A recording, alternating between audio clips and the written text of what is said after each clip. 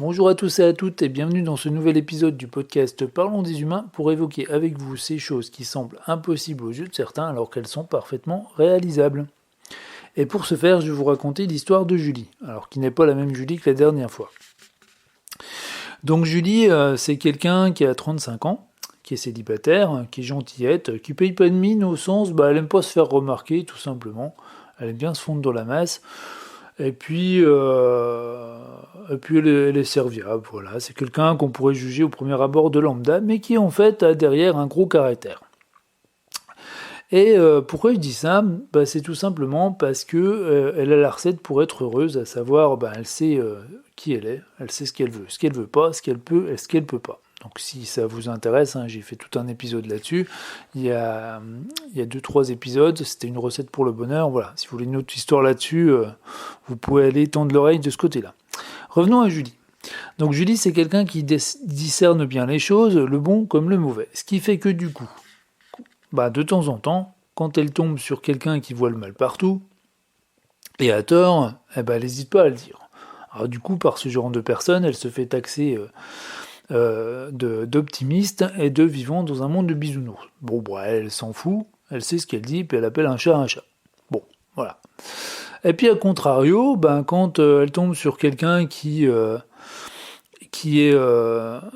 que du bien partout, alors que des fois il y a des choses qui déconnent et qui vont pas, et qu'elle n'hésite pas à le dire, elle se fait traiter de pessimiste. Bon, elle s'en fout, elle sait ce qu'elle dit, et puis elle appelle un chat un chat. Voilà.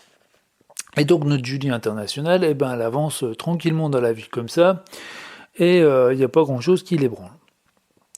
Donc Julie, pour la situer un petit peu plus, et pour situer un peu plus son caractère, donc c'est quelqu'un qui donc a voulu aller en filière S quand elle était au lycée, filière scientifique, et on lui dit «Oh, mais t'es folle, mais c'est impossible pour toi, t'y arriveras jamais.» Impossible, pas Julie. Donc elle a insisté, elle est allée en filière S. Certes, elle n'a pas eu des super notes, personne ne la voyait avoir le bac, mais le bac, elle l'a eu comme elle avait prévu, autour de 10. Soit. Donc, suite à son bac, elle a décidé de s'inscrire en médecine. Alors là, tout le monde lui a dit «Mais oh là là, mais c'est impossible, t'es folle, médecine, mais tu te rends pas compte comme c'est dur, vu comme t'as galéré en S, tu vas jamais y arriver.» Bon, impossible, pas Julie. Du coup, Julie, elle s'est inscrite en médecine, elle a eu sa première année. Et puis la vie étant la vie, l'année suivante, elle a eu un grave accident de voiture qui lui a fait rater une année complète. Donc elle a été pas mal de temps à l'hôpital, puis la rééducation, puis etc., etc., etc. Vous voyez le topo, donc elle a raté une année. Donc l'année suivante, elle a repris ses études. Tout le monde a dit « Ouh là là, mais t'es folle, c'est médecine quand même, reprendre après une année d'arrêt comme ça, t'arriveras jamais en deuxième année, faudrait que tu reprennes tout à zéro et tout. » Julie, elle s'est pas découragée. Elle a repris ses études et elle y est arrivée. Parce que impossible, pas Julie.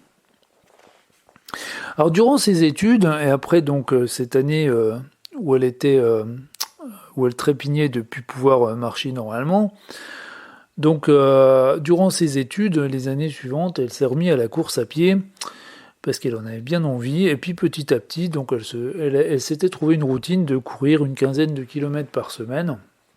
Puis un jour, elle s'est dit, tiens, si je courais un peu plus. Donc elle s'est mise à courir un peu plus. Puis le dimanche suivant, encore un peu plus. Puis elle se sentait vraiment bien. Elle s'est dit, mais pourquoi je ne courais pas un marathon? Donc elle en a parlé autour d'elle. Et là, ses amis lui ont dit, oh là là, mais t'es complètement folle, un marathon, mais c'est quand même 42 kilomètres.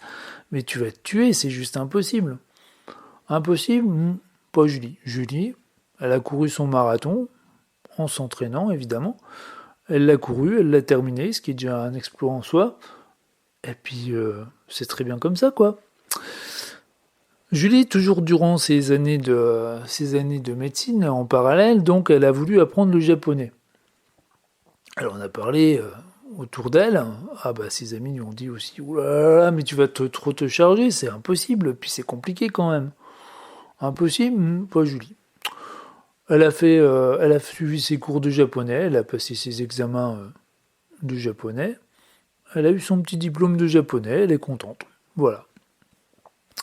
Les études se sont déroulées plutôt bien, donc elle était toujours ric-rac, hein, pas de problème, mais elle a jamais redoublé, et puis donc elle a fini par devenir médecin généraliste, un métier qui finalement lui convenait pas, puis elle s'est toujours dit, bon bah je vais faire ça quelque temps pour accumuler un petit peu d'argent, parce que ça paye bien, mais franchement, c'était pas son truc, les patients la saoulaient un petit peu, ça lui prenait trop de temps, et puis elle était juste pas faite pour, tout simplement, voilà. Donc elle a donc fait médecin généraliste pendant quelques temps. Donc elle a mis de l'argent de côté. Et puis donc elle faisait du sport aussi à côté, voilà, à temps perdu. Donc pour vous situer toujours le personnage, donc elle faisait du volleyball dans une équipe. Puis un jour son équipe, alors c'était du temps, je vous parle de ça, du temps où c'était les anciens comptages de points, vous savez, avec les 7 qui allaient jusqu'à 15, où il fallait marquer 2 fois de suite pour marquer un point. Et, euh, et donc du coup, ce jour-là, il y avait un match comme ça. Son équipe était menée 10-1 dans le dernier set. Et 10-1 dans le dernier set. Bon, le set se terminant à 15. Ses copines lui disaient, bon, c'est juste impossible qu'on remonte et tout. Julie, elle les a secouées, elle leur a dit, mais si, c'est possible, c'est pas terminé, on y va, et toi tu fais ça, et toi tu fais ça, et toi tu fais ça, et puis finalement, elles ont gagné le dernier set, et donc le match 15-13. Impossible donc, pas Julie. Donc Julie, durant ses années en tant que médecin, elle a accumulé pas mal d'argent. Puis donc, comme je vous l'avais dit, elle savait dès le départ qu'elle ferait pas ça tout le temps. Donc elle a arrêté d'être médecin. Et elle s'est dit, tiens, vu que j'ai pas mal d'argent de côté, je vais passer mon permis moto et me payer une grosse moto, une 1300. Et puis donc on en a parlé à ses amis autour d'elle. Et puis ils ont dit, oh là là, mais c'est juste impossible, le permis moto, puis une moto pareille, vu ton gabarit. Mais elle fait plus de 250 kilos la moto, mais t'y arriveras jamais, c'est impossible. Impossible, pas Julie. Julie, elle a passé son permis, elle a sa moto, elle roule avec. Et puis, durant cette même année, qui est une année de repos, elle a décidé aussi de faire le Pacific Crest Trail, qui est un chemin de rando qui longe la côte ouest des États-Unis. Donc, ça se fait sur plusieurs mois, parce qu'il y a plusieurs milliers de kilomètres. Et on lui a dit, mais t'es complètement ravagé, ma pauvre fille, t'y arriveras jamais. Impossible. Pas Julie. Julie, elle a fait son PCT, et puis elle était bien contente d'y arriver. Donc aujourd'hui, Julie, elle est revenue en France, et puis elle décide de reprendre des études pour être journaliste. Alors, à votre avis, impossible? Et puis voilà, et je termine mon histoire ici. Bon, allez, on va essayer de décortiquer un petit peu tout ça. Donc notre Julie, là, c'est quelqu'un qui, dans la vie, s'entend souvent dire que c'est impossible, et qui en fait va transformer le négatif en positif au point que ça devient au bout d'un moment son carburant, quoi, tout simplement. Donc elle se sert un peu des entre guillemets oiseaux de mauvais augure, des gens pessimistes, pour avancer et puis pour se motiver, quoi, tout simplement. Et puis, donc vu qu'elle sait ce qu'elle veut, ce qu'elle peut, ce qu'elle veut pas, ce qu'elle peut pas, du coup, elle se court pas de chemin, elle sait où elle va, donc elle avance, et puis elle atteint à chaque fois ses objectifs, quoi. Alors on peut se poser la question, donc pourquoi ces gens qui cherchent à décourager? Quel est l'intérêt, quoi, finalement? L'intérêt, il y en a pas, on est bien d'accord, quoi. Dans l'absolu, il y en a pas. Après, ce qu'il faut bien comprendre, par contre, c'est que pourquoi les gens disent ça? Pourquoi ils disent ça? C'est tout simplement parce que chaque personne a son propre référentiel. Donc des choses qui semblent qui sortent de l'ordinaire, pour la plupart des personnes, vont sembler impossibles.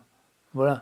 Donc, par exemple, courir un marathon, tout le monde ne court pas un marathon. Donc, quand Julie dit ça à ses amis, forcément, ses amis lui disent, c'est impossible. Quand elle veut passer son permis moto, elle qui a un petit gabarit, tout le monde lui dit, mais non, tu n'y arriveras jamais, c'est impossible. Alors que si, c'est possible. C'est juste parce que les gens, ils n'ont pas le même référentiel. Chaque être humain a un référentiel différent, et chaque être humain est lui seul, est le seul à pouvoir juger de ses capacités, de savoir ce qu'il veut pas, ce qu'il peut pas. Et donc, et souvent les gens, ils ont tendance à transposer sur les autres ce que eux, ils sont capables de faire ou de ne pas faire en fait. Et donc du coup, ben c'est pour ça que ben souvent les gens comme Julie qui sont capables, qui sont peut-être un peu marginaux dans le bon sens du terme, ils vont s'entendre dire ben c'est impossible. Ils vont s'entendre dire ça tout le temps. Et alors qu'en fait, ben si, c'est parfaitement possible quoi. Et donc du coup, ben si vous connaissez des Julie autour de vous, ben ne leur dites pas c'est impossible, encouragez-les au contraire, encouragez-les parce que ben peut-être qu'un encouragement ça va éviter un échec à la dernière minute. Ça va peut-être faire la petite différence, le petit plus qui va faire que ça va réussir. Vous voyez, des fois ça change beaucoup de choses un encouragement alors que décourager ça sert à quoi? Dans l'absolu, ça sert à rien. Donc et puis dans la vie faut essayer aussi, plutôt que de transposer sur l'autre son propre référentiel, faut essayer d'importer un petit peu le référentiel de l'autre, se poser la question qu'est-ce que lui il aimerait avoir, qu'est-ce qui pourrait l'encourager, et toujours en pensant que ben, dans la vie, que ce soit pour soi ou pour l'autre, ben, on n'aime pas avoir des regrets, quoi. Vaut mieux faire quelque chose, se louper, que d'avoir des regrets toute sa vie. Donc la moralité, ben faut encourager quoi. Si vous connaissez des Julie autour de vous, mais encouragez-les quoi, encouragez-les. Et puis si vous êtes des Julie qui écoutez ça, hein, Julie homme ou femme, hein, ben mais écoutez votre cœur, foncez. Si vous savez au fond de vous, et je dis bien si vous savez, si vous connaissez parfaitement vos capacités, ce que vous voulez pas, mais écoutez votre cœur, foncez. Avec la volonté, mais tout ou presque est possible, quoi. Tout ou presque est possible. Donc voilà, quoi. Et cette histoire de référentiel, hein, moi je vous invite à y réfléchir sérieusement. Ça, c'est typiquement humain, quoi. Les gens, ils ont... je reviens sur ce que je disais, hein, pour insister, quoi. Les gens, ils ont leur propre référentiel, donc du moment où ça sort un petit peu de l'ordinaire, c'est déjà des fois c'est mal vu, et puis donc les gens ils se ramènent à eux quoi. C'est terrible mais ils se ramènent à eux. Donc si eux ils se voient pas capables de le faire, ben la personne en face ben elle est pas capable de le faire. Voilà donc bah c'est pas comme ça que ça marche quoi tout simplement. Donc essayez de tenir compte des personnalités des personnes quoi tout simplement que vous avez en face de vous et réciproquement. Donc tout ça pour dire quoi? Tout ça pour dire que ben seule la personne qui se lance dans ces projets, c'est la seule à savoir en fait où elle va quoi, tout simplement. Modulo le fait qu'elle ait la recette pour être heureuse quoi, tout simplement que je disais tout à l'heure. Donc voilà. Et puis donc pour terminer là-dessus, je vais vous citer 3 personnes que j'ai découvert grâce à une émission qui s'appelle La curiosité est un vilain défaut. Qui se récupère en podcast. Je vais essayer de vous mettre les liens en description. C'est pas garanti, je vous promets rien. Je sais pas si je vais les retrouver. Mais en tout cas, donc 3 personnes qui illustrent parfaitement cette petite histoire. Je vais commencer par Mike Horn. Alors Mike Horn, donc soit vous le connaissez, et puis bah ça va servir à rien que je vous en parle. Soit vous le connaissez pas, puis regardez sa biographie. Donc Mike M-I-K-E, Horn H-O-R-N. Vous tapez ça sur internet, vous regardez et vous allez halluciner. Voilà, c'est quelqu'un qui juste, il y a rien d'impossible pour ce gars quoi. Juste ça quoi. Et puis je vais vous parler aussi de Philippe Croison, donc qui est un handicapé, donc il lui manque un bras notamment, et donc il a traversé la Manche. Et pour terminer, je vais vous parler de Dorine Bourneton. Alors Dorine Bourneton, c'est quelqu'un qui est fan d'aviation depuis toute gamine, qui a eu un grave accident d'avion quand elle commençait à apprendre à piloter, puis donc une fois où elle était passagère comme ça, et donc elle a eu un grave accident d'avion. Elle a été la seule survivante et depuis donc elle est paralysée en fait. Et puis suite à ça, elle s'est dit mais moi je veux continuer d'apprendre à piloter quoi, donc je veux continuer à piloter, c'est mon truc quoi. Et puis elle a appris qu'il y avait des avions qui existaient qui ont des commandes manuelles.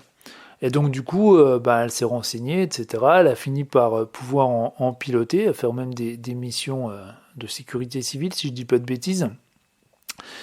Et puis, petit à petit, elle a continué à avancer comme ça, continué à apprendre, et puis maintenant, elle est pilote de voltige. Elle est pilote de voltige, en étant handicapée, en étant paralysée. Donc, tout est possible. Avec la volonté, tout est possible. Quand on sait ce qu'on vaut, mais tout est possible. Donc à nouveau, si vous connaissez des Julie autour de vous, si vous, ou à contrario, si vous vous reconnaissez, enfin pas à contrario, si vous vous reconnaissez dans cette petite histoire de Julie là, encouragez respectivement et foncez quoi. Voilà, faut y aller. Tant qu'on a des ailes, il n'y a pas de mal à s'envoler comme on dit. Et puis voilà, donc je vais m'arrêter là-dessus, j'espère que ça vous a plu, c'est quelque chose qui me tenait à cœur, parce que je trouve qu'on vit dans un monde qui est trop pessimiste et trop basé sur le découragement, donc qui tend trop vers le négativisme. Donc voilà, ça me tenait à cœur, j'espère que ça vous a plu franchement. J'ai pris beaucoup de plaisir à l'écrire ce petit épisode. Et puis je vous dis à bientôt pour un prochain épisode. Alors surtout, comme je le dis toujours, prenez bien soin de vous, portez-vous bien, prenez bien soin de vos amis et des gens que vous aimez, puis n'hésitez pas à leur dire que vous les aimez parce que ça, on le fait jamais assez. Allez, à bientôt.